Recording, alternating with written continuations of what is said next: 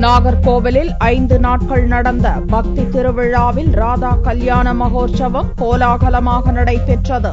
நாகர்கோவிலில் விட்டல் ருக்மணி சேவா அறக்கட்டளை மற்றும் கிருஷ்ண பக்த சேவா கட்டளை இணைந்து 5 நாட்கள் பக்தி திருவிழாவை நடத்தியது. இதில் விட்டல் மகராஜ் சுவாமி மற்றும் அவரது சீடர் குழுவினரின் பஜனை மற்றும் ஆன்மீக சொற்பொழிவு நடைபெற்றது.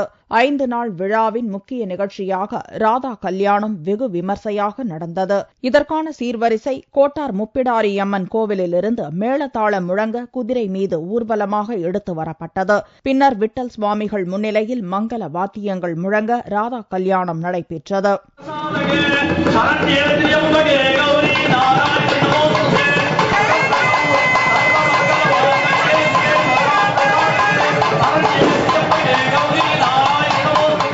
இதில் கன்னியாகுமரி மற்றும் நெல்லை, தூத்துக்குடி மாவட்டங்களைச் சேர்ந்த பக்தர்கள் ஏராளமானோர் கலந்து கொண்டு தரிசனம் செய்தனர்.